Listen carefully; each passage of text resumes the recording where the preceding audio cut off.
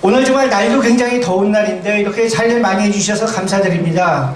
사실은 오시는 분들께서 좀 연로하신 분들이 많으시고요. 날도 덥고 그래서 오늘은 좀 오시는 분이 적지 않을까 걱정을 했는데 저희가 저 추가로다가 프레스센터에 요구할 수 있는 의자들을 다 갖다 놨는데도 지금 자리가 부족합니다. 그래서 이렇게 성황을 이뤄주셔서 대단히 감사합니다. 그리고 굉장히 좋은 데는 피서를 오셨습니다. 지금 아주 에어컨도 빵빵하게 나오고 있고요.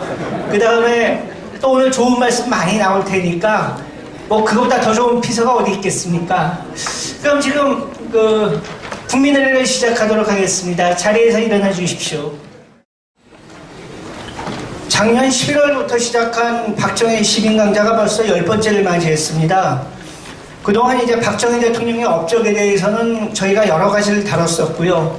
사실 뭐 아직 다루지 못한 주제도 많습니다. 그런데 이 자리에 계신 어르신들 모두 다 알고 계시겠지만은 박정희 대통령은 그 남기신 업적도 대단하신 분이지만 인간적으로도 굉장히 훌륭한 분이셨습니다. 굉장히 겸손한 분이셨고 성실한 분이셨고 그 다음에 어떤 인간에 대한 배려가 많은 그런 분이셨습니다. 그래서 오늘은 특별히 박정희 대통령 시대에 청와대에서 근무하면서 두 분을 모셨던 김두영 선생님을 모시고 말씀을 듣기로 했습니다. 김두영 선생님 말씀이 있기 전에 좌승희 박정희 이사장께서 인사 말씀을 하시겠습니다. 다시 뵙게 돼서 반갑습니다. 그리고 삼복도에 이렇게 많이 나와주셨는데 평소보다 엄청 숫자가 많아진 것 같아요. 혹시 여기 ROTC 국기 동기분들이 나오신 분에서 손 들어보시겠어요? 반갑습니다. 오늘 아까 우리 배진영 기자님이 소개를 했습니다만은 오늘은 대통령님 내분의 인간성에 대한 얘기를 나누는 시간인데요.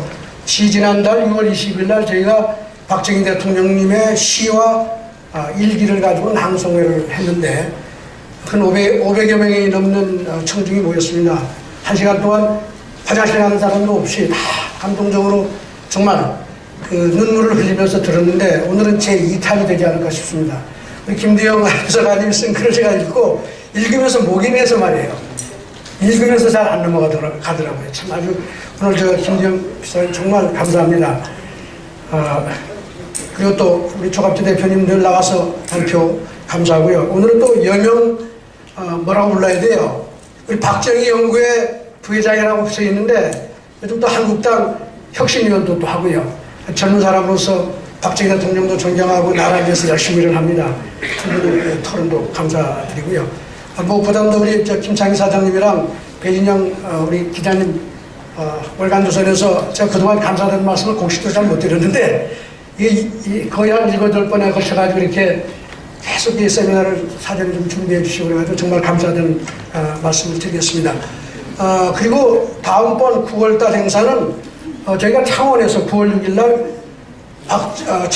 창원 발전과 박정희 대통령이라는 주제로 행사를 합니다.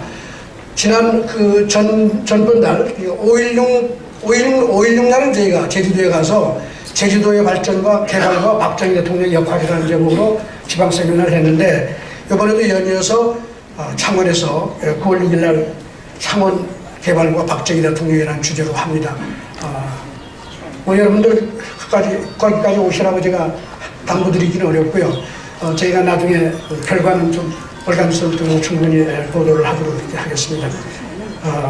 그리고 저 밖에 저희가 지난 한두 달 사이에 좀 핫 이슈 중에 하나가 대통령님 100주년, 탄생 100주년 기념 우표 발행 문제가 이슈가 됐었는데 그게 이제 부결이 된 다음에 구미시 생가보존위원회가 중심이 돼가지고 10만 명 서명운동을 좀 하고 있습니다. 우표 발행 촉구하는 그걸 하고 있는데 참석하신 여러분들 혹시 중간 실시간에 가서 안 하신 분들은 좀 서명해 주시면 감사하겠고요. 저희 재단에서는 개별적으로 민간에서 신청을 하면 또 발행해 준다고 그럽니다. 특별 우표를. 그래서 물론 제가 박정희 대통령님 탄생 100주년 기념이라고 써서 가면 안 해줄 가능성이 뭐 높지만은 일단 접근을 해보고 가능성이 있으면 제가 왕창 발행을 해서 여러분들의 소원을 좀 풀어드리도록 계획을 하고 있습니다. 기대해 주시기 부탁드리겠습니다. 삼복대회에 이렇게 많이 참석해서 대단히 감사하고요. 다음 달은 일단 서울에서 못합니다만은 10월 달에 다시 또 뵙도록 하겠습니다. 여러분 감사합니다. 오늘 박정희 대통령과 유경수 여사에 대해서 말씀해 주실 김두영 전 비서관님께서는 박정희 대통령 시절에 제2부속실 행정관으로 유경수 여사를 갖다 가까이서 모셨던 분입니다. 그리고 그 다음에 이제 유 여사께서 돌아가신 다음에는 대통령 사정비서관을 지냈고요. 그 다음에 전두환 정권 시절에는 이제 정무비서관을 지냈습니다. 그리고 그 후에도 이제 박정희 대통령에 대한 여러 증언을 많이 남기신 분인데, 오늘 이제 특별히 김두영 비서관님을 모시고 박정희 대통령 시대의 얘기를 듣도록 하겠습니다. 김두영 비서관님 앞으로 나와 주십시오. 예, 박수 부탁드리겠습니다.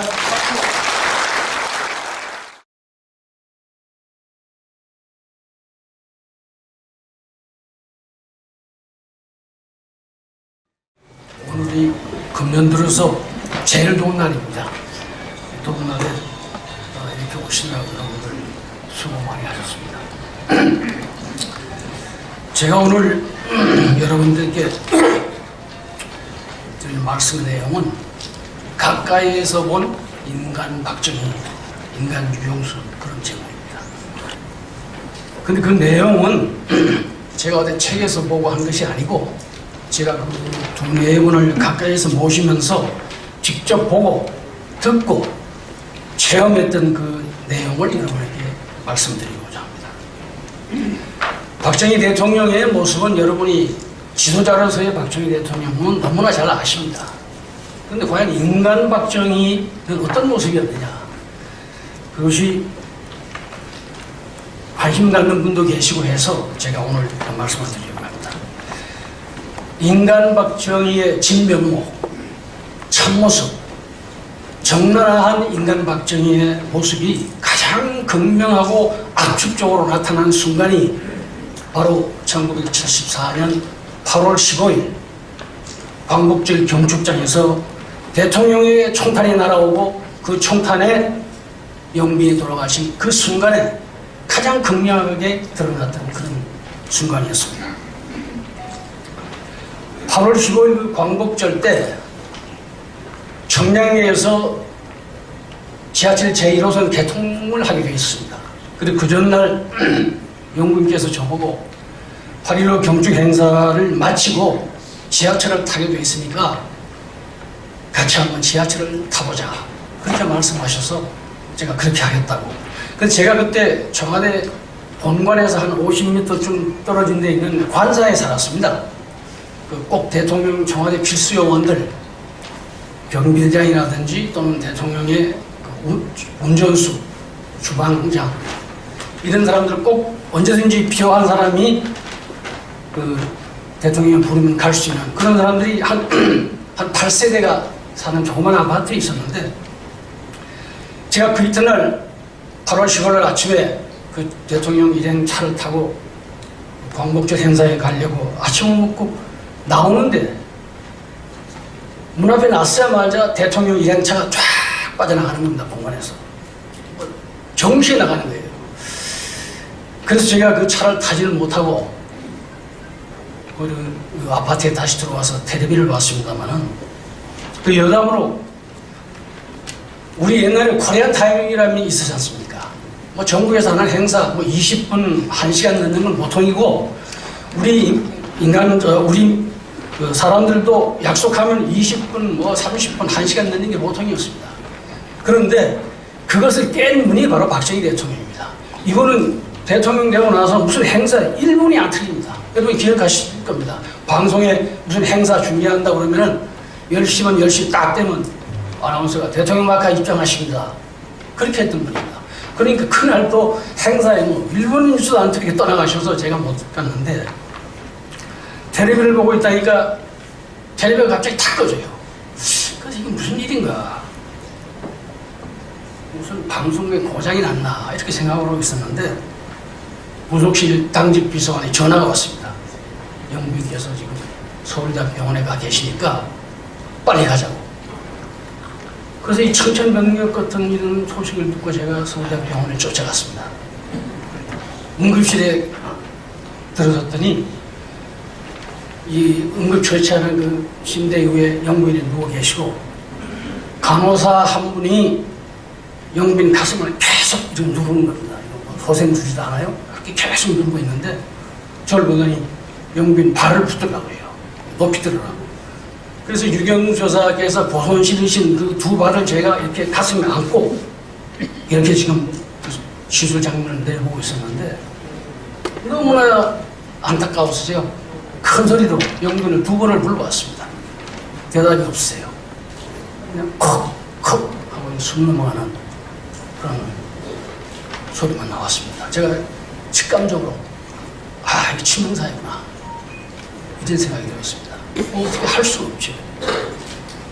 수술실이 준비가 돼서 영빈을 수술실로 옮겼는데 그 옮기면서 간호사가 영빈이 끼고 있던 반지하고 여기에 총알을 맞으셨는데 여기 뼈가 요만한 뼈가 부서져 나왔습니다.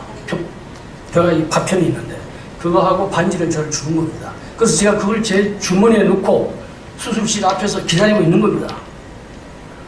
정부민당가 이제 모든 행사를 마치고 박정희 대통령께서 서울대학병원 원장의 안내를 받아 들어오시는데 저는 박정희 대통령 얼굴 그렇게 무서운 얼굴을 그분이 돌아가실 때까지 본 일이 없습니다.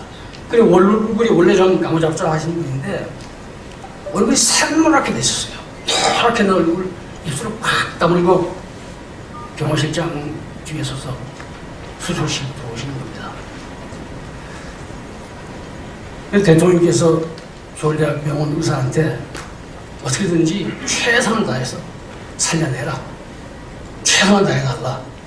이렇게 부탁을 하시고 대통령 그 입원실, 전용 입원실로 올라가셨는데 한참 있다가 병원 그 수술실 앞에서 저를 기다리고 있는데 나중에 의사들이 대통령께 뭐라고 말씀을 드리냐 가망이 없습니다. 어렵습니다. 그러니까 대통령께서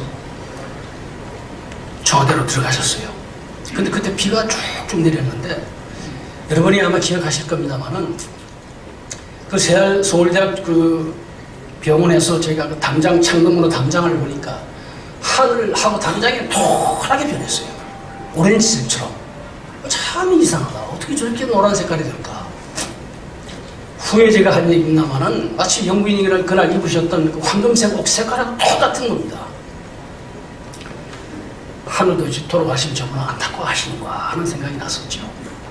조금 이따 김종필 총리가 서산농장에서 휴가를 하고 있다가 올라와가지고 신직수 정무부장을 데리고 들어오시더라고요. 그러면서 정무부장한테 이 틀림없이 한 사람 한 짓이 아닐 테니까 청량이 여기에 그 지하철 개통하는 그 현장에 빨리 가서 조사를 해봐라. 제2의 저격범이 있을지도 모르겠다. 그렇게 얘기하셨다고요. 나중에 이제 영민이 결국 운명하셔서 그 운명 운구를 하는 차를 청와대로 향하는 데가 그 뒤에 제가 이제 차를 타고 따라갔는데 비가 쭉쭉 내립니다. 청와대에 도착하니까 현관에 박정희 대통령께서 검은 양복에 검은 넥타이를 메고 둘째 따님하고 박지만 영식하고 이렇게 셋이서 영민 운구를 지금 맞아들이는 겁니다. 영민 운구를 영민 젖던실에다가 갖다 임시로 안치해 놓고 제가 그 앞에 서서 뭐 주체할 수 없는 눈물이 쏟아집니다. 뭐 그냥 주체할 수 없는 눈물이 쏟아져서 울고 있는데 국무위원들이 들어와서 이제 옆방에서 대통령께 전부 이렇게 고개를 숙여 조문을 표하고 이러다가 대통령께서 나오시다가 그 영부인 적전실 앞에서 이렇게 서서 울고 있는 저를 보시더니 그냥 확 껴안는 겁니다. 그랬더니 와! 대성통곡을 하신 거예요.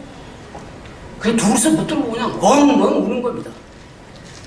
그러니까 국무위원들이 대통령이 계속 통곡하는 소리 듣고 다 나와가지고 보니까 대통령이 울고 계시니까 전부 고개를 숙이고 이렇게 서 있었습니다.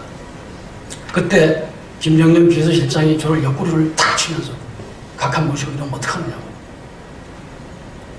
그래서 각 대통령은 집무실을 모셨습니다만 그 후에 이제 영부인이 대적인실로 영부인 문무를 옮겼는데 한밤중에 또 새벽에 박정희 대통령께서 혼자 내려오셔서 그 분향을 하고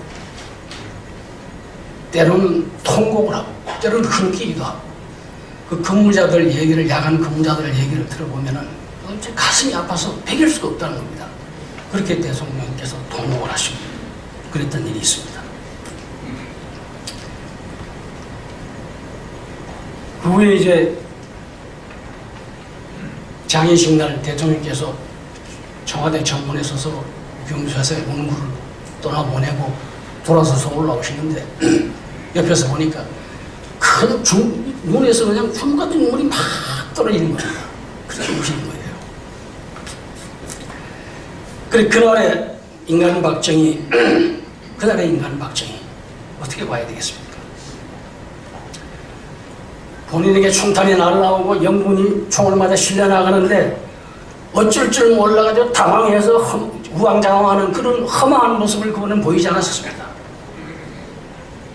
차가울 정도로 당대하고 그리고 세심하고 대통령으로서 채통을 지키고 국민들 앞에 내가 연약한 모습을 보여서는 안 되겠다 하는 그 대통령의 책임감, 의무감 그걸 철저히 지켰던 분입니다.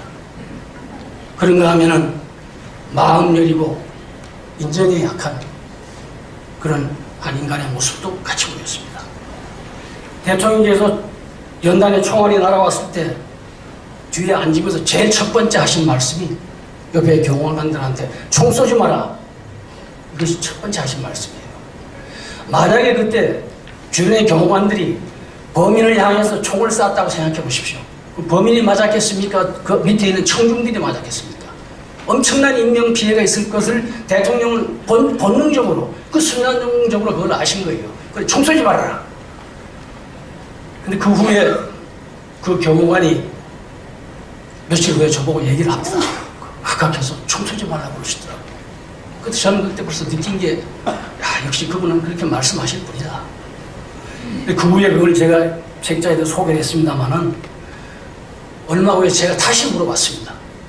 그 경호관한테. 다른 얘기는 녹음이 돼 있는데 왜 그 총 쏘지 말라는 소리는 녹음이 안 돼 있느냐.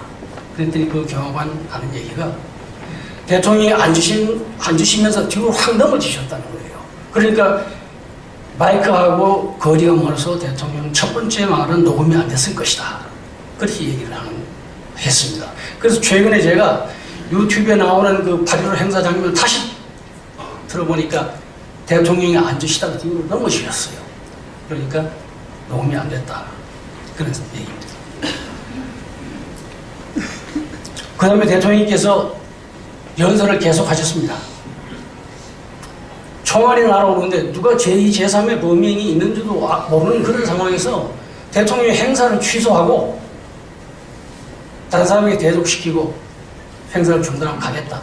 대통령이 그 상황에서 떠난다고 해서 누가 뭐라고 욕하겠습니까? 당연하다고 생각했겠죠. 그러나 대통령은 그렇게 안 했습니다. 자기가 읽다가 중단한 그 연설을 정확하게 찾아가지고 그때부터 다시 연설을 했습니다. 그러고 연설을 마치고 나가시면서 유경수 여사가 실려가면서 두고 간 핸드백, 고무신 직접 대통령께서 들고 나오셨어요. 이것을 봤던 그 당시 텔레비전 중계를 봤던 얼마나 울었는지 아십니까? 대통령이 저런 모습을. 그러고 나서 대통령께서 2층에 있는 리셉션장에 올라가서 해외 동포들, 유공자들 다 만나보시고 그렇게 하고 서울대학 병원을 오셨습니다. 해방 이후에 우리 민족이 겪었던 가장 큰 재난이 뭐겠습니까? 두말할 것도 없이 6.25 동란입니다. 김일성이가 남청을 해서 전 국토가 잿더미가 되고 200만 명이 넘는 인명이 실종 사망된 그런 엄청난 사건이 일어난 것이 바로 6.25인데 그 6.25에 어긋나는 그러한 국가적인 재난이 또 있었습니다. 학자들이나 언론인들이 그것을 IMF 외환위기라고 얘기합니다. 1997년도에 외국에서 꼬은 돈을 갚지 못해가지고 국가가 부도날 위기에 처했습니다. 그때 우리가 IMF에 구제자금을 받아가지고 외환위기를 극복을 했습니다만은 한국은 우리 기업을 생각해 보면은 기업이 망할 때가 되면은 기업주가 제일 첫 번째 은행에 가서 돈을 꾸는 거 아니겠습니까? 은행에 가서 돈을 꾸죠. 은행이 돈 빌려주겠습니까? 빌려준다면은 가혹한 조건을 겁니다. 금리를 높이고 당신이 가지고 있는 모든 재산을 다 갖다가 담보로 내라. 그리고 당신 회사 인원을 줄여라. 긴축을 해라. 뭐 이런 조건을 내걸 거 아니겠습니까? 그건 국가도 마찬가지입니다. IMF가 우리 대한민국에 걸었던 여러 가지 조건은 가혹할 정도입니다. 금리를 대폭 올려라. 금리를 대폭 올렸습니다. 돈 못 쓰는 거죠. 환율을 인상해라. 외국에서 들어왔던 돈이 그나마 환율이 인상되면 그 돈 보고 또 들어오는 투자 자금도 있을 수 있겠죠. 그러면서 공기업 다 매각해라. 정부는 긴축해라. 이거 완전히 쑥대밭이 되는 겁니다. 그런데 말레이시아는 우리하고 반대 방향을 갔습니다. 기업의 은행으로부터 기업에 돈을 꿔주는 방식을 택한 것이 아니고 자기의 재산을 다 팔아서 기업에다 바치는 그런 형식으로 취했습니다. 말레이시아는 IMF 지원을 거절했습니다. 우리가 우리 힘으로 해내겠다. 그리고 글로벌 경제 체제에 맞지도 않는 고정 환율제를 그대로 유지하고 환율 변동이 안 됩니다. 금리는 대폭으로 인하해가지고 기업에 돈 갖다 써라. 수출해라. 직장의 사람들을 고용해라. 외국 자본의 유출을 전면 통제했습니다. 못 나가게 했습니다. 우리보다 경제 규모가 작은 말레이시아이니까 가능했겠죠. 이 일을 주도했던 사람이 누구냐 하면은 마하티르 모하마드라고 하는 말레이시아 수상입니다. 그분은 1925년생인데 원래는 외과 의사입니다. 이분이 1964년에 하원 의원이 되고 1981년에 수상이 돼가지고 22년간 말레이시아를 통치했습니다. 22년간. 이광영 수상은 30년간은 통치됐습니다. 거기에 비하면 박정희 대통령 18년은 그렇게 장기집권이 아닙니다. 이 사람들이 내세운 가치는 뭐냐면은 아시아적 가치를 주장한 사람입니다. 아시아적 가치. 그게 뭐냐면은 유교적 가치관에서 그것을 만들어낸 이론인데 서구라파는 물질주의지만은 아시아는 정신주의다. 당신들은 개인주의지만은 아시아는 가족중심주의다. 부모를 공경하고 단체에다가 희생하고 어른을 공경하고 권위를 존중하고 때에 따라가는 나라를 위해서 희생하는 이것이 아시아적 가치인데 우리는 이걸 가지고 해보겠다. 그런 식으로 끌고 나갔던 사람인데 이분이 1950년대 6.25 동란 직후에 한국에 왔습니다. 그때는 국회의원이 아니고 외과 의사 신분으로 무슨 목적으로 왔는지는 밝혀지지 않았습니다만 이분이 동경에서 한국으로는 비행기를 갈아타고 비행기를 타고 오는데 동해를 건너서 오자마자 한국이라고 하는 나라가 산에 나무 하나 없이 빨간 민둥산이 나무 하나 없는 나라입니다. 이 사람이 사는 나라는 항상 숲이 우거진 상하이 나라니까요. 전 국토가 폐허가 되는 겁니다. 이 마하티르가 뭐라고 생각했는가 하면 이 극동에도 사막 국가가 있구나. 나는 아프리카는 사막 국가가 있는 줄 알았는데 극동에도 코리아라고 하는 사막 국가가 있구나. 이렇게 생각했다는 겁니다. 이분이 서울에 와서 서울의 모습을 보니까 거리에 넘친 실업자, 고아, 전쟁 고아, 미망인, 상위분명 참으로 눈뜨고 볼 수 없을 정도로 한국의 상황을 참혹했습니다. 왜 이 사람들은 동족 간에 피를 흘리고 왜 서로 죽이고 죽고 하는 그런 동족 상잔을 벌이느냐? 왜 그러느냐? 물론 공산주의 침략했다는 걸 알고는 있었지만 이 사람이 그렇게 한국에 관심이 있었겠습니까? 마하티르가 가지고 있는 생각은 코리아는 신이 버린 나라다. 신의 저주를 받은 나라가 코리아구나. 이렇게 생각을 하고 돌아갔다는 겁니다. 당시에 한국 상황은 마하티와 본 것과 똑같습니다. 전쟁이 핥히고 한 상처가 너무 깊고 아물지 못해가지고 전 국민이 질병과 굶주림에 시달리고 사회적 정치적 혼란은 나라가 어디로 갈지를 모르는 그런 상태였습니다. 정부라고 하는 것은 돈이 없어가지고 미국에서 잉여 농산물을 들여다가 그거마저도 공짜로 받아다가 국민들한테 팔아가지고 그 알량한 주머니 국민들 주머니에서 돈 받아서 그걸로 정부 예산을 짰던 그런 시절 아닙니까? 경제적인 여러 가지 상황은 누구나 여러분이 잘 아시기 때문에 제가 독특한 자료 두 가지를 소개하겠습니다. 서울대학 병원 의학 역사 문화원에서 나온 자료인데 1954년에 한국의 결핵으로 1년에 결핵으로 연간 5만 명이 사망을 하는 국가입니다. 우리 어렸을 때는 폐결핵을 앓은 집안하고는 혼인도 안 합니다. 유전된다고 해가지고. 결핵 환자 수가 1962년도에 50만 명입니다.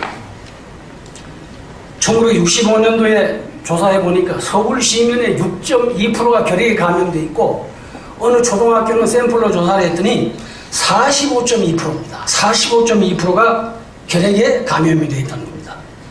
그야말로 결핵 공화국입니다.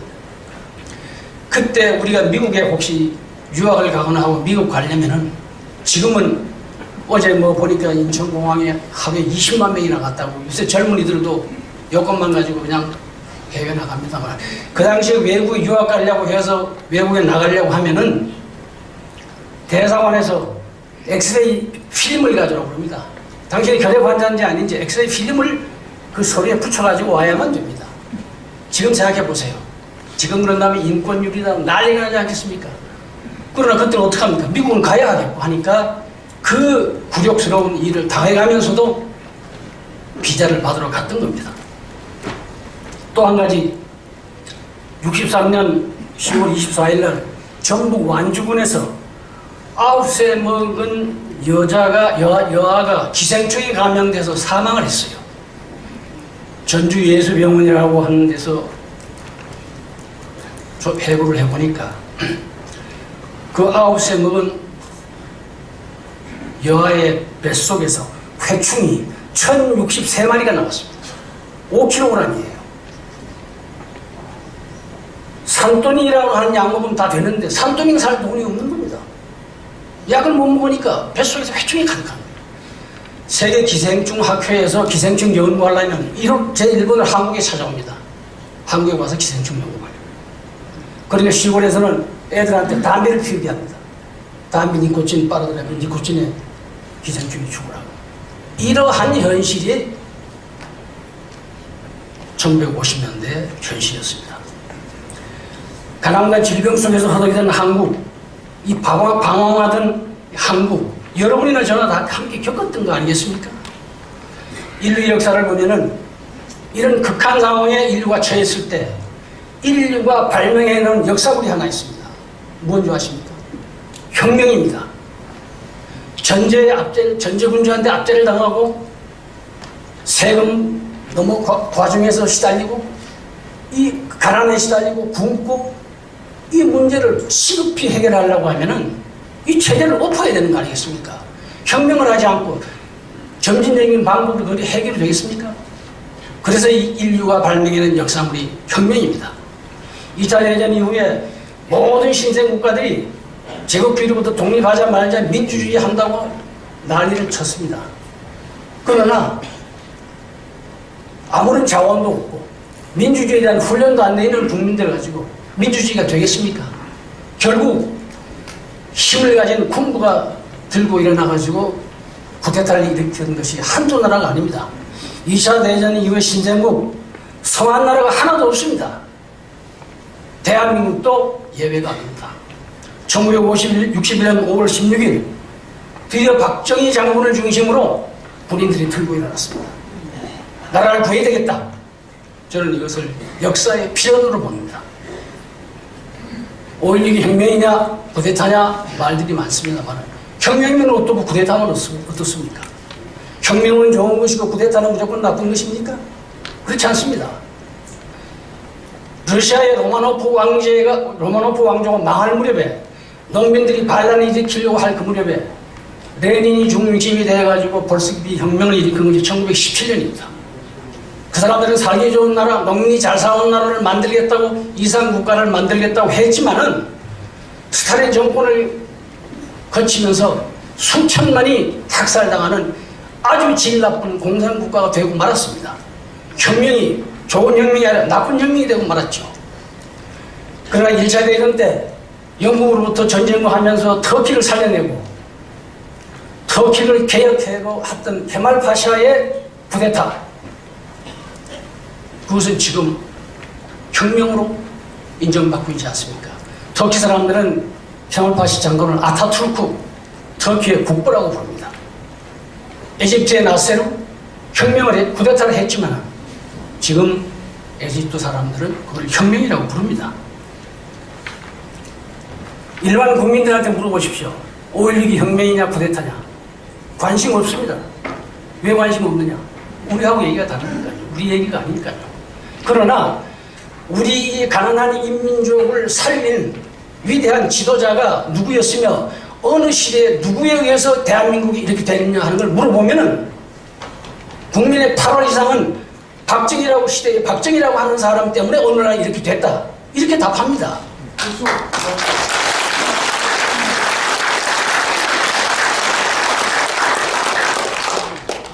쿠데타냐 혁명이냐 무슨 의미가 있습니까?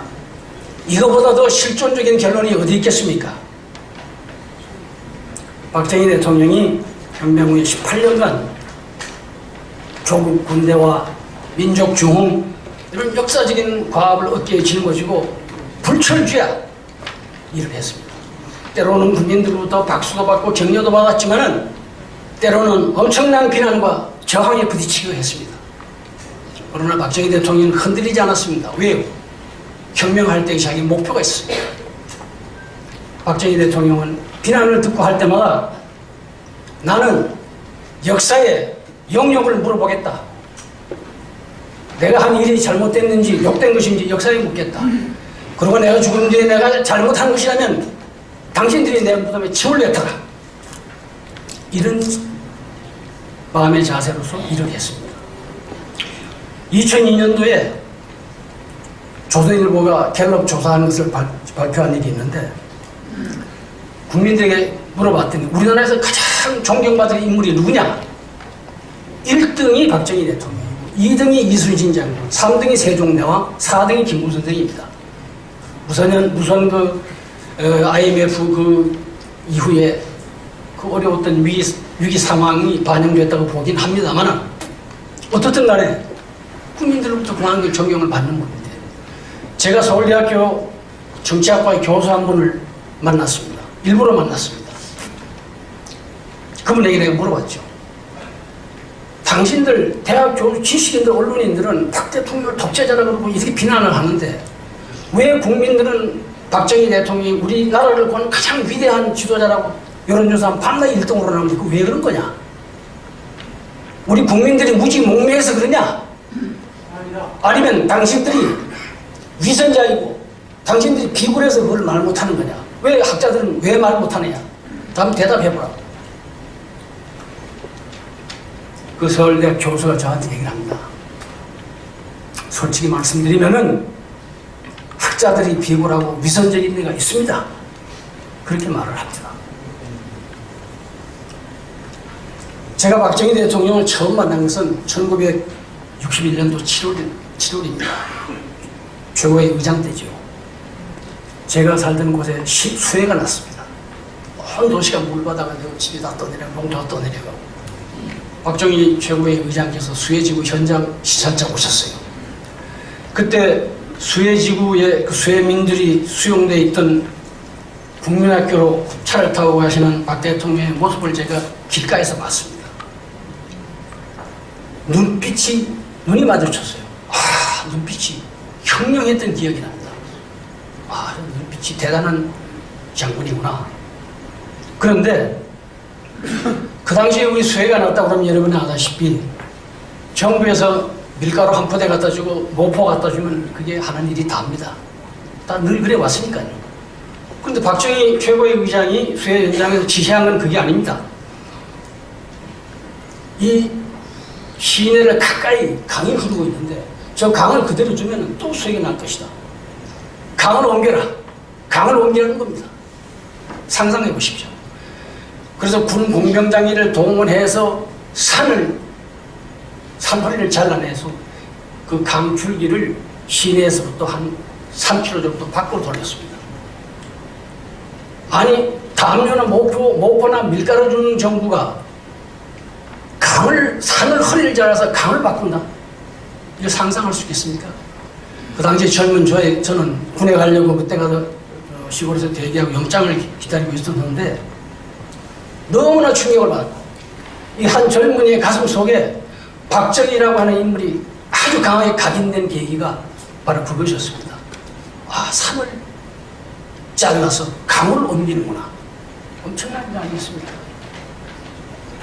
여담입니다만은 제가 그 다음에 이제 군에 갔다가 제대를 해서 와 보니까 그 강을 옮긴 그 자리에 아주 아름다운 주택이 들어서고 건물이 들어서고 상전 벽해가 된 것이 아니라 벽해가 상전이 돼 있었어요.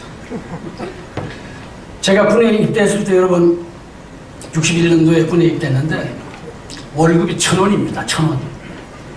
그런데 62년도에 화폐 개혁을 하더니 100원이 됐어요. 지금도 100원입니다. 제가 받은 월급이. 근데 지금 여러분 육군 병장 봉급이 얼마인 줄 아십니까? 30만 원. 3,000배가 올라요. 3,000배가 올랐어요. 이런 것도 그냥 지나가는 얘기로 할 수는 없는 겁니다. 제가 그 후에 서울 그 남산에 유경수 여사님이 설립하던 어린이회관에 제가 기획실장으로 가서 근무를 하게 됐는데 10월달 어느 날 그 남산 야외음악당에서 대통령이 참석한 보이스카우트 그 전진대회가 있었습니다. 그런데 전진대회를 마치시던 대통령 네 분이 수행했던 국무위원들을 다 현장에 올라오신 겁니다. 그래서 제가 그때 현장에서 일을 하고 있었는데 그 전에 대통령을 제가 한 2번 뵙기는 했지만은 대통령께서 이러고 오시더니 나를 보더니 손을 딱 잡는 거예요. 손을 딱 잡더니 이 손을 놓지 않는 겁니다. 그러면서 남산 그 공사 현장 앞을 한 바퀴 쭉 도시면서 저하고 얘기를 하시는데 수행했던 뭐 카메라맨들이 저게 누군가 싶어가지고 뭐 젊은이 한 사람이 대통령이 손을 잡고 하니까 이상하니까 뭐 사진을 찍고 뭐 국무위원들은 이게 저를 쳐다보고 난리가 났어요.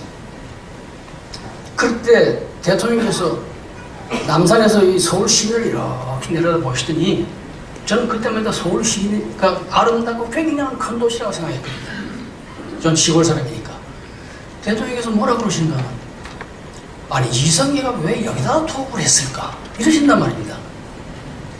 그때 그분 생각에는 벌써 서울이 좁고 이거 안 되겠다는 생각이 들었던 것 같아요. 참 좀 그래서 제가 야, 이 최고는 작은 분인데 보통 통이 큰 분이 아니구나 하는 그런 생각을 했습니다. 제가 청와대에 들어가서 대통령을 모시면서 보면은 이분의 철천지에 한이 맺힌 게 가난해서 나라를 한번 구해보겠다 이 생각밖에 없는 것 같아요. 모든 경제, 국방, 모든 이 정책도 결국 가난을 극복하고 난 후에 해결되는 거 아니겠느냐 하는 생각입니다. 우리나라 옛날부터 가난한 나라도 구제하지 못한다는 얘기가 있지 않습니까? 박정희 대통령은 그렇게 생각 안 합니다. 가난한 나라가 구제하지 못한다고 하는 것은 옛날에 군주시대의 임금이나 위정자들이 자기의 변명에 불과한 거지. 왜 가난한 나라가 구제하지 못하느냐? 나라가 구제할 수 있다. 나라는 할 수 있다. 그러면서 그분 늘 하시는 말씀은 사람들이 죽는 것이 다 불쌍하지만은 굶어 죽는 사람이 제일 불쌍하다고 하는 말을 늘 하셨어요. 제가 1975년 봄에 유경수 여사 앞으로 편지 한 통이 왔습니다. 제가 근무할 때. 성남에 사는 한 여자가 보내온 편지인데 80 먹은 노모를 모시고 사는데 남편이 서울역 앞에서 볼펜 장사를 하다가 교통사고가 나서 병원에 입원해 있는데 밥을 굶고 있다는 겁니다. 어린 애들을 굶는 것보다 80 노모가 뭐 때문인지도 모르고 굶고 있다는 거예요. 그런 편지를 받고 제가 그날 저녁에 영부인 지시로 쌀한나무하고 돈을 들고 그 집을 찾아갔습니다. 성남입니다. 근데 지금 어디인지 모르겠어요. 그때는 성남이 아주 철거민들이가 살던 데가 돼서 참 어렵게 찾아갔습니다만 저녁인데 그 집에 딱 들어섰더니 가족들이 밥상을 받으려고 밥을 먹는 겁니다. 할머니가 아래 목에 앉아서 밥을 먹고 꼬맹이들이 문목에서 먹고 부인하고 근데 딱 들어가니까 방 안에는 촛불 하나밖에 없어요. 전기가 없어요. 그래서 제가 이렇게 들어가면서 보니까 이 할머니가 밥그릇에다 흰 쌀밥을 탁 먹는 겁니다. 옆에는 간장하고 국화하고 먹고. 그래서 제가 아니 쌀이 없다고 그랬으면은 돈이 생겼으면은 감자도 좀 사서 사 먹고 잡곡을 사서 먹을 일이지 왜 이렇게 쌀만 먹느냐? 거기다 그냥 불쾌했죠. 그런데 한참 있다니까 그 방의 모습이 저 눈에 들어오기 시작하는데 제가 그때 제가 겪었던 그 마음의 아픔은 평생을 잊지 못합니다. 그 할머니가 먹고 있던 밥은 밥이 아니라 아카시아 꽃이 5월달 그 아카시아 꽃이 한창 피는 겁니다. 나도 저런 할머니가 계셨는데 내가 거기서 더 이상 말을 못하고 가지고 온 돈과 쌀을 주고 돌아갔습니다. 아무 말도 못하고 할 말이 없어요. 그 며칠 후에 제가 대통령 내분하고 저녁을 먹으면서 무심결에 그 이야기를 했습니다. 대통령 내분이 아무런 말씀이 없어요. 저는 괜히 식사 도중에 쓸데없는 얘기를 해가지고 그랬구나. 좀 송구스러운 생각도 들고 했는데 세월이 지나고 나서 보니까 그 이야기를 들은 박정희 대통령이 무슨 생각을 하셨을까? 제 생각입니다만 이 나라에서 이 가난은 무슨 수를 써서라도 내가 가난을 물리치고 말겠다. 내 손으로 하겠다. 그런 아주 매서운 결심을 하시지 않았을까. 그런 생각을 저는 가지고 있습니다. 소독에 여러분이 잘 아시는 대로 광부들을 만나러 가고 간호원들을 만났어요. 소독 함부로 탕방에서. 그때 그 얘기가 너무 많이 알려져 있습니다만 제가 같이 갔던 일행을 제가 같이 근무하면서 직접 얘기를 들었습니다.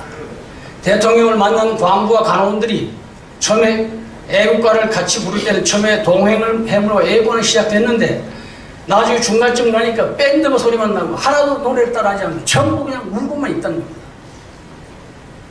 노래를 애국가를 못하는 거예요. 대통령도 울고 영부인도 울고 장관도 울고 다 우는 겁니다. 대통령께서 나중에 하신 말씀이 있죠. 내가 너무 미안하다 여러분한테. 대통령에 대해서 이리 와서 이렇게 원하는 나라의 대통령이 와서 여러분을 여기서 뵙게 되니까 죄스럽게 한이 없다. 그러나 여러분이나 저나 우리 후손들에게만 이런 나라를 물려주지 말자. 그렇게 하면서 눈물을 서로 흘리면서 헤어졌다고 합니다. 크리미아 전쟁 때 피아를 구분하지 않고 부상자들을 치료했던 나이팅게일이라고 하는 간호사가 있지 않습니까? 그분이 영국 왕실에서부터 표창을 받았는데 그 공원 증서에 이렇게 써 있다고 합니다. 힘 어려운 사람은 물질로 도와라. 물질이 없으면 몸으로 도와라. 몸으로 못 도우면 눈물로 위로하라. 그렇게 써 있다고 합니다. 가난한 나라의 대통령이 가서 가난한 국민들이 와서 탐구에서 일하고 간호원들은 죽은 사람 시체를 닦는 그 모습을 보고 대통령이 눈물하는 그 무엇으로 그분들을 위로하겠습니까? 선물이 뭐가 있었겠습니까? 저는 혼자 생각합니다. 이분이 돌아오시면서 박정희 대통령이 무슨 생각을 했겠습니까? 내가 무슨 수를 써서라도 가난은 물리쳐야 되겠다. 이런 생각을 아주 야멸차리만큼 했다고 저는 생각을 합니다.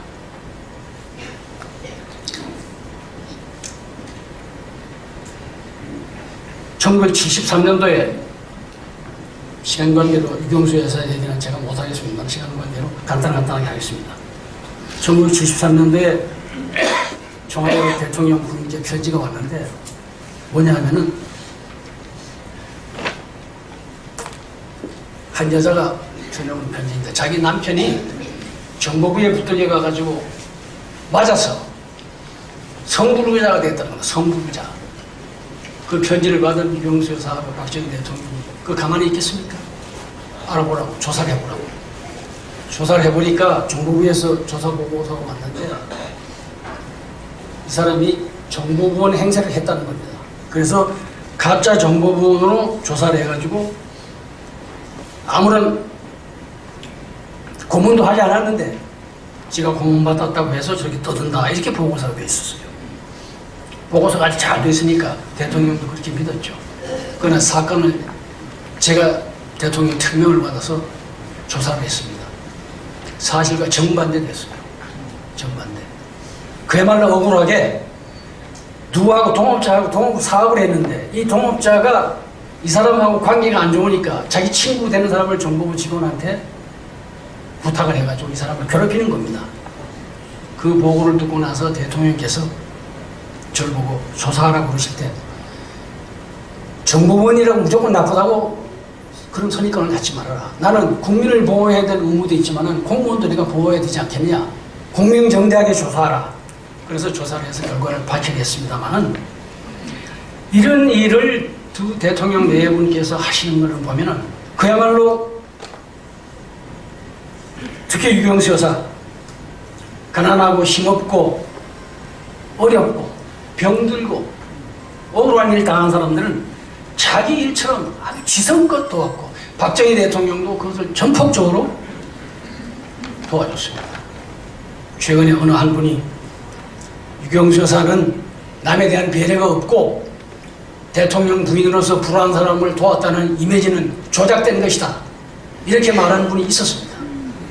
젊은 시절에 어떤 관계였는지 모르겠습니다만은 제가 모시고 있는 유경수 여사 잠 한 번 실컷 잡았으면 좋겠다 할 정도로 그분이 하시는 일의 90%는 어려운 사람, 병든 사람, 가난한 사람, 노인들 돕는 일에 모든 시간을 다 보냈고 우리도 그렇게 보좌를 했습니다. 우리는 그 이미지를 조작할 줄도 모르고 저나 우리 전임자나 그런 이미지 조작한 사실이 없습니다. 저는 오늘 이거를 증언 삼아서 제가 한 말씀 드리려고 합니다. 두 내용에 대해서 이런 일이 있을 때마다 생각날 때 생각나는 사람이 하나가 있습니다. 바로 전태일이라고 하는 사람입니다. 지난번에 여기 오는 교수님이 말씀하셨는데 이 전태일 씨가 원래 1948년생이니까 지금 아마 70세가 살아계시면 70세일 겁니다. 이분이 대구 출신으로 고등국민학교를 나온 교육밖에 없는데 이 사람은 그야말로 열악한 노동 환경, 낮은 임금 여기에 가슴 아파했던 사람입니다. 이분이 박정희 대통령한테 편지를 보냈습니다. 그런데 아쉽게도 이 편지가 대통령이 한테 도달이 안 됐습니다. 아마 민정비서실에서 받아서 노동청으로 이첩했을 겁니다. 이 편지를 제가 한번 읽어드리겠습니다. 간단하게. 이 문법적으로 조금 틀린 데가 있습니다만은 존경하시는 대통령 각하, 저는 재공계에 종사하는 재단사입니다. 각하께서는 저들의 생명의 원천이십니다. 혁명 후 어느 날까지 저들은 각하께서 이루신 모든 실체를 높이 평가하고 존경합니다. 그리고 앞으로도 길이 존경할 것입니다. 삼선 개헌에 관하여 저희들이 알지 못하는 참으로 깊은 희생을 각하께서 행하심을 머리 숙여 음미합니다. 끝까지 인내와 현명하신 용기는 또 한 번 밝아오는 대한민국의 무거운 십자가를 국민들은 존경과 신뢰를 각하께 드립니다. 안타깝게도 이 편지가 도착이 안 됐습니다. 차라리 정보부원 구타 사건처럼 유경수 여사에게 편지가 왔더라면 그분은 다 보시니까 이 편지를 대통령께 드렸을 것이고 제가 믿기로는 박정희 대통령이나 유경수 두 분 중에 한 분이 반드시 평화시장에 갔을 겁니다. 거기 가서 열악한 작업 환경을 보고 어떻게 내가 좀 도와줄 기회가 없겠느냐, 어떻게 하면 내가 도움이 되겠느냐, 분명히 그렇게 하셨을 겁니다. 그러나 요새 전태일 씨라고 하는 분은 이만큼 순수했던 사람인데 그분을 마치 반체제처럼 그렇게 둔갑시키는 것은 그건 옳지 못한 행위일 뿐만 아니라 그분에 대한 모독입니다. 박정희 대통령은 천성이 절약하고 아끼고 하는 그런 분입니다. 제가 이 얘기를 월간조선의 조갑재 기자의 도움을 받아서 기고를 한 일이기 때문에 너무 많이 알려졌습니다만, 대통령이 돌아가시고 나서 그 다음에 이제 주기화 정부 때 대통령 집무실을 수리를 해야 되는데, 총무비서실 직원이 그 수리를 하다가 박정희 대통령이 침실을, 변기를 이렇게 열어봤더니 변기에 벽돌이 2장이 파랗게 기가 낀 벽돌이 2장이 물통 안에 있는 겁니다. 물을 아끼기 위해서. 그때 그 직원들이 저한테 얘기를 합니다. 제 방에 와서. 제가 대통령 측근을 모시고 있다는 걸 아니까. 아니, 지금 청와대 물이 모자라는 것도 아니고, 대통령이 물을 더 쓰신다고 해서 물을 부를 것도 아닌데, 왜 이렇게까지 하셔야 했느냐. 그야말로 눈물이 나더라. 그런 얘기를 들었습니다. 대통령께서 박정희 대통령께서 저한테 주신 메모지를 보면은, 밑에는 1975년도로 되어 있는데, 위에 보면은 메모지에 날짜가 인쇄된 메모지인데 74년도입니다. 그러니까 74년도 메모지를 1년 동안 그냥 그대로 쓰시는 겁니다. 그럼 보통 회사 사장도 그렇게 안 합니다. 박정희 대통령은 무력이 없는 분입니다. 물력이 없어요. 남긴 재산도 없습니다. 영남대학, 정수정학회, 유경재단 이걸 가지고 시비하는 분들이 있지만은, 영남대학이 그게 개인 대학입니까? 고려대학을 김성수 동아일보 사장하신 부통령이 고려대학 설립했다고 해서 고려대학 후손들이 자기 대학이라고 할 수 있습니까? 학교 범위는 그런 게 아닙니다. 정수정학회도 마찬가지입니다. 정수정학회 이사장은 최석채 씨, 이관구 씨 같은 대원론인들이 이걸 맡아서 했던 그런 장학회입니다. 박정희 대통령이 돌아가시고 나서 그 재단들을 그대로 그 박 대통령의 뜻을 이어받아서 그런 사람들이 계속 했었으면은 지금처럼 자금이 없었을 겁니다. 대단히 아쉽게 생각을 합니다. 5.16이 성공한 배경에 보면은 군인들이 도대체 5.16을 누가 했느냐? 박정희 소장. 아, 그럼 내가 참여해야 되겠다. 대개 장성들이라고 하면 후생사업해서 돈 많이 벌고 그 돈 가지고 떵떵하게 살고 그랬던 사람들 아닙니까, 그 당시에. 그러나 박정희 소장 그러면 청림결백한 실력 있는 장군. 그러니까 그 밑에 혁명 세력들이 모인 겁니다. 박정희 대통령 돌아가시고 나서 정치자금이 9억이 나왔다고 했습니다. 그 9억 박정희 대통령이 어디에 쓰시려고 했는지 제가 잘 압니다. 추석 연말 연시에 일선장병에 위문금 보내고 과원에 돈 보내고 어려운 사람 돕고 그렇게 하면서 쓰는 돈입니다. 김영겸 씨가 쓴 책에 보면 박정희 대통령이 1년에 정치자금으로 받은 돈이 약 한 20억에서 30억 된다고 합니다. 그 2억 정도, 한 달에 한 2억 정도 되면은 그 2억 중에 1억은 공화당 내가 돈을 줄 테니까 공화당 당신들 절대 어디 가서 돈 받지 말아라. 기업에 절대 손 벌리지 말아라. 그리고 주는 겁니다. 그리고 대통령께서 지금 말씀드린 그런 어려운 사람들을 돕는 일에 쓰신 그 정치 자금인데 그 돈을 개인이 쓴 돈이 아닙니다. 더군다나 지방 시찰을 하고 갈 때 보면은 대통령 돈을 많이 쓰셔야 되는데 청와대 예산 가지고 안 됩니다, 그 당시에. 그러니까 수백 명의 경호원이 동원되고 직원들이 따라다니고 할 때 어떻게 하겠습니까? 그런 돈도 대통령이 주머니에서 나온 돈이지 비서실 정원 예산이 아닙니다. 일본. 그래서 지금 와서 이러쿵저러쿵 비판하는 것은 그 실체를 너무나 모르고 하는 얘기입니다. 대통령은, 박정희 대통령은 인간적으로 대단히 인정 많고 눈물이 많은 분이었습니다. 1974년도에 마산에 있는 한일합성 현장에 대통령이 가셨는데 그 애들이 이제 일하는 걸 보고 내 소원이 뭐냐? 학교를 다녔으면 좋겠다. 제가 영어를 모르니까 이 라벨을 붙이는 걸 까불을 붙여가지고 야단도 맞습니다. 영어 ABC라도 좀 배웠으면 좋겠습니다. 이 말이 대통령의 가슴을 아프게 한 거예요. 그래서 대통령께서 특별 지시를 내렸습니다. 야간학교 만들어라. 정식으로 교육관을 만들어라.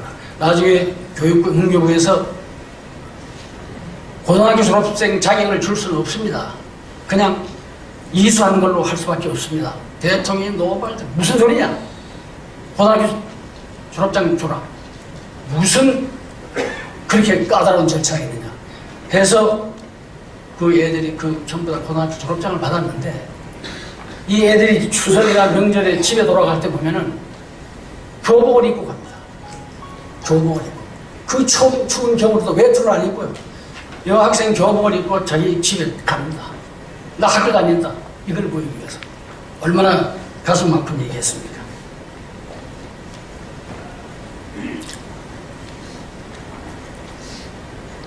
(1971년도에) 대통령께서 국방과학원 시찰을 가시는데 요 용두동 서울사대 앞에서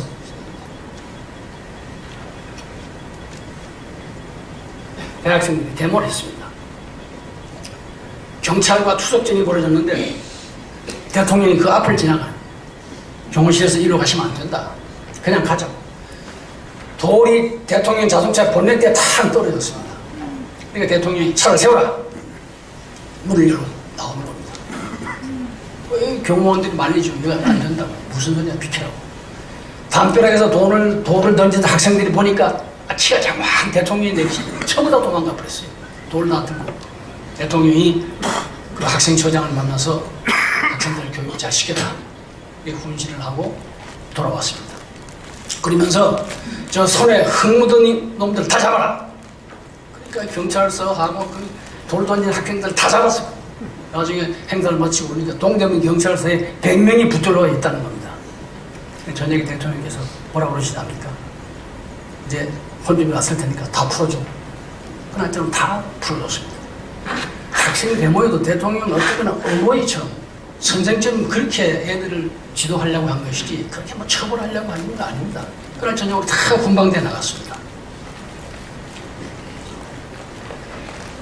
포항제철을 확장공사를 할 때 그 담당한 비서관이 청와대에 있었는데 다시 확장공사를 하면서 보고서를 만들어가지고 자기는 뭐 외우고 뭐 해가지고 가지고 가서 보고를 드리는데 아주 완전히 준비를 해가지고 가서 보고를 했습니다. 대통령이 다 들으시더니 사진 몇 장을 보고 나서 뭐라고 그러시는가? 여기 저희 배수로가 있었는데 배수로가 어디로 갔나? 그러니까 이 사람은 보고할 때 뭐 예산이 얼마 들고 뭐 했지만 그 배수로가 어디 간 건 자기는 몰랐거든요. 그러니까 보고하기다 빵점이 돼버렸어요. 그분이 나와서 저한테 하는 얘기가 등골 식은땀이 나더라. 등골 식은땀이 나더라. 그러니까 대통령의 관심은 그런데 깊은 데 있으니까 그걸 몰랐죠. 그리고 그분 나중에 장관도 하고 부총리까지 했습니다만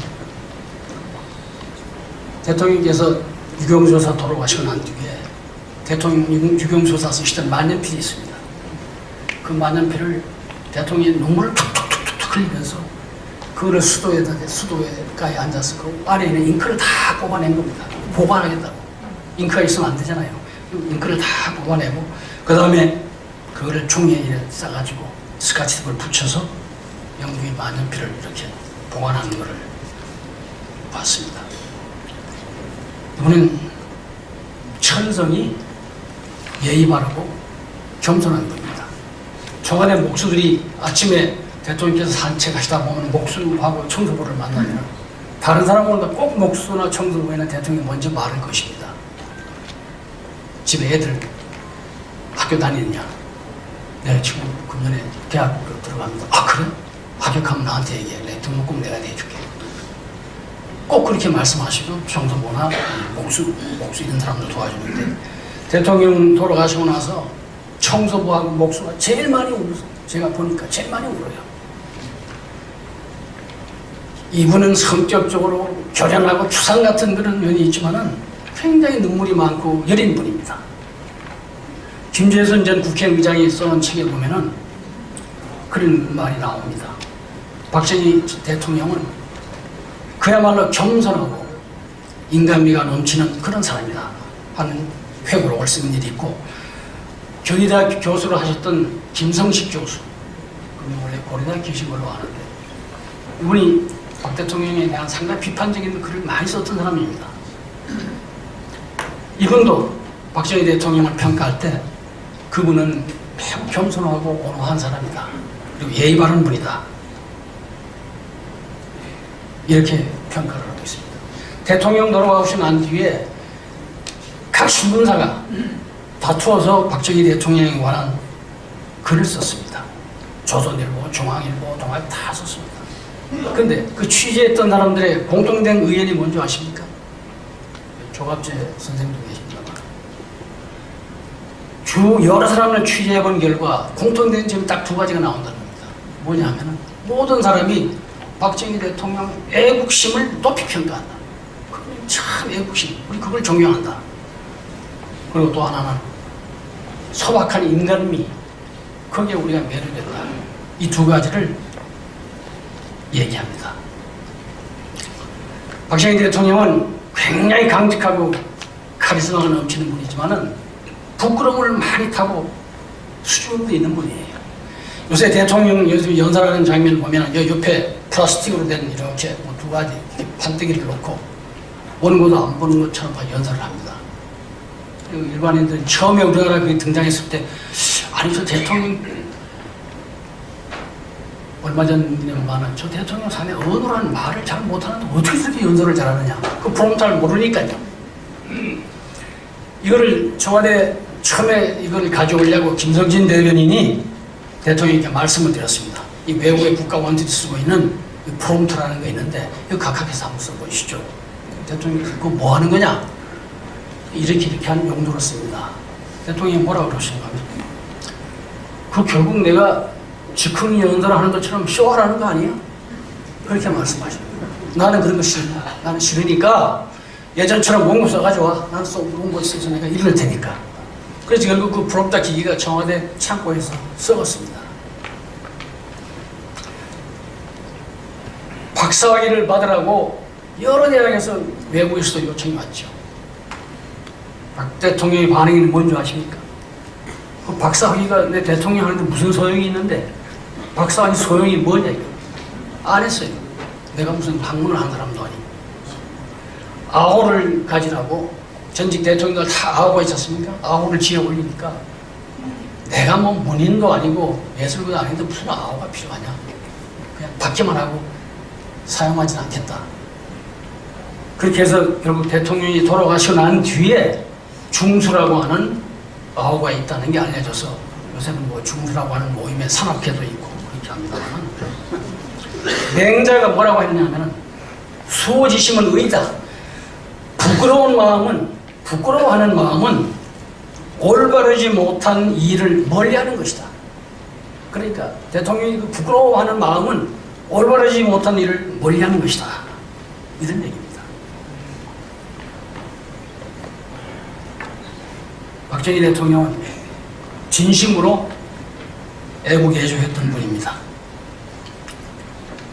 그분이 한강대교를 개통을 할 때, 제2한강교인데 거기에 개통할 때 다녀온 유달령 교수라는 분이 저한테 이런 얘기를 하는 걸 제가 직접 들었는데, 한강대교를 개통을 하고 나서 대통령이 시사를 하는데, 앞으로 우리 한강, 그때는 한강대교하고 하나밖에 없어집니다.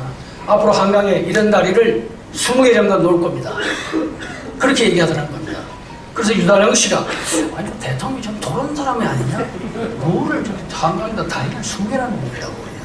그때 1962년도 3년대. 지금 한강에 지금 다리가 몇 개입니까? 20개가 넘습니다. 이분은 그렇게 앞을 보고 나갔던 분이죠. 현대조선 정주영 씨한테 박 대통령이 당신 조선으로 한번 해봐야 되겠다. 불러가지고 한번 해보라. 그러니까 정주영 씨가 아무리 계산해도 안 되는 겁니다. 안 맞아요. 타산이 안 맞는 겁니다. 그래서 대통령이 나중에 정주영 씨를 불러가지고 호통을 칩니다. 대통령이 내가 도와주겠다는데 그거 하나 못하겠느냐? 당신 그런 사람이야? 정주영 씨가 할 수 없이 알겠습니다. 각하 제가 한번 해보겠습니다. 그리고 나와가지고 에라 대통령이 하라는 거 한번 말이라도 해보자. 그것이 지금 현대조선입니다. 세계 1위 아닙니까? 그러니까 대통령은 벌써 그렇게 앞을 내다보고 일을 시키는 겁니다. 그래서 현대조선의 비화입니다. 문화재 대통령이 이제 나라의 국력이 조금씩 확대가 되니까 문화재를 보수하라. 경주 뭐 할 것 없이 전부 문화재를 보수를 하기 시작을 했습니다. 청와대 문화재 보수 전문가를 박사를 채용을 해서 당신이 저 문화재 보수하는 계획을 세워서 해라. 내가 지휘하겠다. 지금 전국에 있는 문화재 박정희 대통령 발길 손길이 안 닿는 곳이 없습니다. 지금.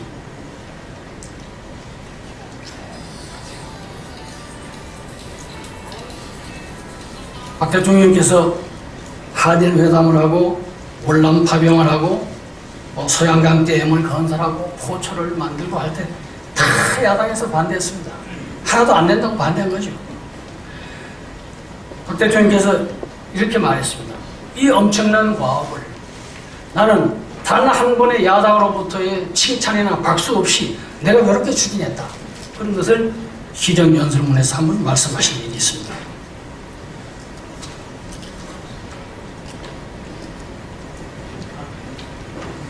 시간이 조금만 주세요. 뒤로 있어 들어가세요.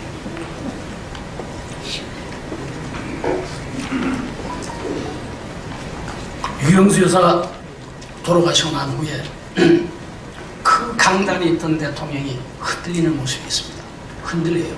아무리 본인은 아주 철두철미하게 강하게 하셨지만은 우리 옆에서 본 우리 눈에는 뭔가 저분이 외롭고 고독의 그림자가 뒤에 붙어다닌 것 같은 인상을 받았습니다. 뭔가 힘들어하는 것 같고 저녁에 TV 시청을 하실 때 유경유산 돌아가시는 뒤고 가족들하고 텔레비를 보다가 다 뿔뿔이 자기 할 일을 바로 들어가지요.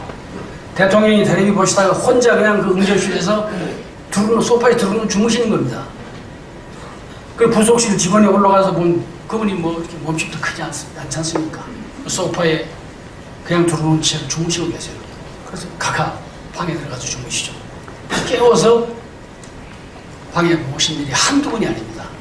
그런데 어떤 때는 직원 보고 이 사람아 내가 찾아가 그러니까 내 방에다가 쿠키 과자를 좀 갖다 놔.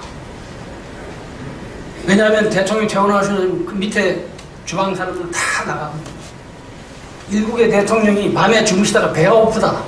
그러니까 과자 부스러기 좀 갖다 놔라. 이게 여러분들에게 이해가 되십니까? 그분은 그렇게 사셨던 분입니다. 그러니까 저녁으로 창가에 앉아서 구석폭에 피리를 부시고 그 단소 소리를 들은 경호원들이 아래층 경호원들이 그야말로 눈물을 흘리고 했던 그런 일이 한두 번이 아닙니다. 유경수 여사 돌아가시고 나서 어느 날 자녀 세 분이 대통령께 어버이날 카네이션을 갖다 드렸습니다. 그런데 대통령께서 눈물을 흘리시면서 그걸 받더래요. 받고 나서 나중에 보니까 대통령 집무실에서 카네이션이 없어졌어요. 나중에 보니까 박 대통령 침실에 걸려있는 유경수 여사 영정 밑에 그 카네이션이 고스란히 놓여있더라는 겁니다. 대통령이 외로우시니까 저녁으로 측근들과 술자리가 자꾸 생기는 겁니다. 말 곳이 없고 그러니까요. 저는 대통령 따님이 좀 더 아버지에게 관심을 가지고 아버지의 수발을 잘 들었더라면 얼마나 좋았을까 하는 아쉬움이 제가 늘 있습니다. 본인들은 들으면 서운하시겠지만 그렇게 대통령이 외로워하시는데 그거를 자녀들이 왜 돌보지 못하느냐. 물론 다 바빴겠죠. 그러나 아버지, 국가원수 아버지, 외로워하시는 아버지를 돕는 일보다 더 중요한 일이 어디 있겠습니까?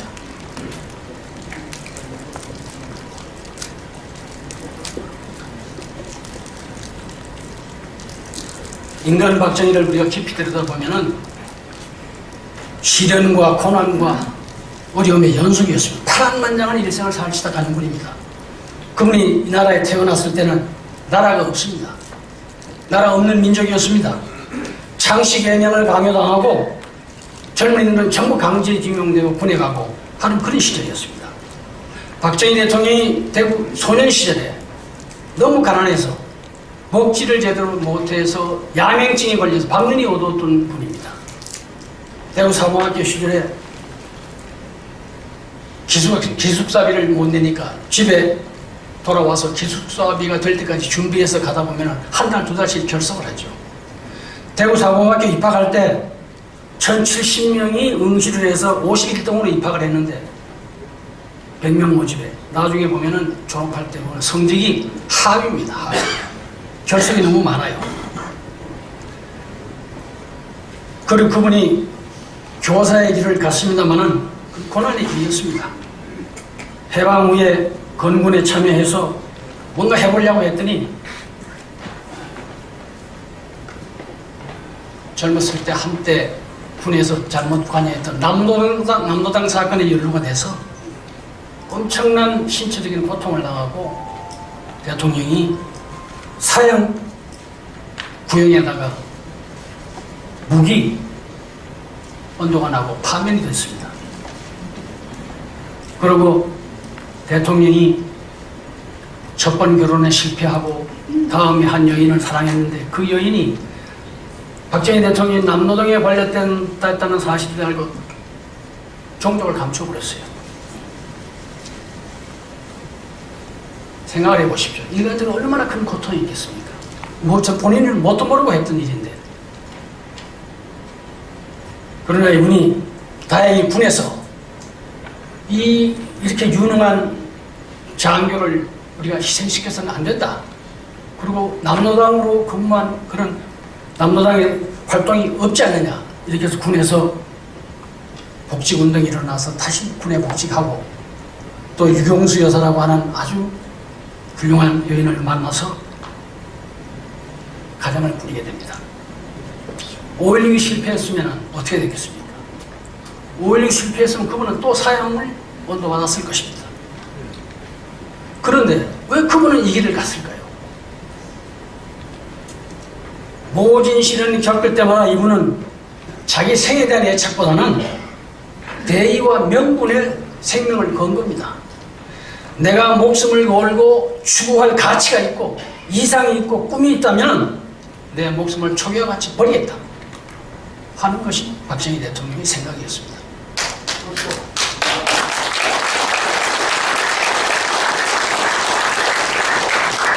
그랬던 분인데 그분의 목전에서 사랑했던 아내 유경수 여사가 문세왕의 총탄을 맞고 돌아가셨습니다. 어찌 하늘은 어찌 이렇게 한 인간에게 이렇게 많은 고통을 주느냐.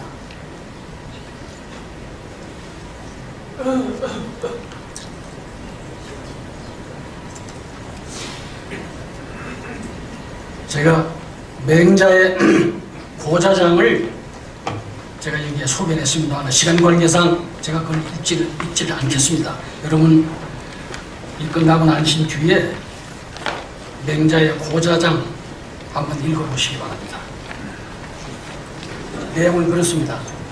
한 나라의 지도자가 되려면 엄청난 고통을 겪지 않고는 안 된다. 그런 고통을 겪어야만이 지도자가 된다. 진정 하늘은 한 인민족의 지도자를 갖기 위해서 그렇게 한 인간에게 심한 고통을 주었는가 하는 것을 제가 얘기하려고 맹자의 고자장을 여러분 앞에 소개했습니다. 이제 마지막 결론을 내겠습니다. 다시 처음에 얘기했던 말레이시아 수상 마하티르 얘기로 돌아갑니다. 이분이 1970년대 초에 국회의원 신분으로 대한민국에 왔습니다. 대한민국 동경에서 비행기를 타고 한국으로 왔는데 산에 나무가 파랗고 들판이 파랗고 마하티르 수상이 의원이 아니 다른 나라에 지금 가고 있는 것이 아닌가 잘못 온 것이 아닌가 그렇게 생각한다는 겁니다. 서울에 도착해 보니까 서울의 활기찬 모습, 농촌의 활기찬 모습, 쌀리맨들의 그 활기찬 모습, 이런 것을 보고 이 사람이 아니 한국이 GNP 세계 꼴찌 국가인데 어떻게 하루아침에 이런 나라가 되느냐, 사막 국가가 어떻게 이렇게 살림이 울창한 나라가 되느냐. 만약에 이 한민족에게 저력이 있었다면 그 민족의 저력을 에너지로 폭발시키고 분출시킨 동력이 있을 것이 아니야. 그 모티브가 누구냐? 결론을 마하티르가 이런 결론을 냈습니다. 아, 코리아는 박정희라고 하는 불세출의 한 지도자를 만나서 세계 최빈국에서 이렇게 중진국으로 발전해 가는구나. 이렇게 결론을 내고 돌아가서 마하티르는 시간만 있으면 한국을 배워라, 한국을 배워라. 그렇게 얘기를 했습니다. 이렇게 잘 살아보자. 그러면 전국 방방곡곡을 누리던 박정희 대통령이 부하의 시역, 가장 사랑했던 부하의 시역을 받아서 파란만장한 일생을 유언 한마디 남기지 못하고 돌아가셨습니다. 참으로 가슴 아프고 예측한 일이 알 수 없습니다. 한 가지 위안을 받는다면 영웅은 침대에서 죽지 않는다. 전장에서 죽든지 그러지 침대에서 죽는 것이 아니다. 이 말 한마디로 위안을 받을 수밖에 없습니다. 세월도 가고 인글도 가고 권력은 구름처럼 모였다가 흩어지기도 합니다. 최근에 박정희 대통령 기념우표 사태를 제가 보면서 세태라는 것이 그런 것이 아니냐. 그 세태를 한탄할 필요도 없고 비난할 필요도 없고 다 인간은 그런 것이 아니냐 하는 생각이 듭니다. 다만 제가 한 가지 말씀드리고 싶은 것은 어린애들한테 잘한다 잘한다 그러면은 문고리 뽑아가지고 여사 먹습니다. 잘한다 잘한다 하면은 자기들이 잘하는 줄 압니다. 그걸 국민들이 알아야 됩니다. 그리고 그걸 써가지고 국민들이 비난도 할 수 있어야 되고 경고도 할 수 있어야 되고 그것이 국민들이 할 일입니다. 오늘 이제 제 말씀을 마치면서 세세연년 박정희 대통령 묘소에는 추모의 발길이 끊이지 않습니다.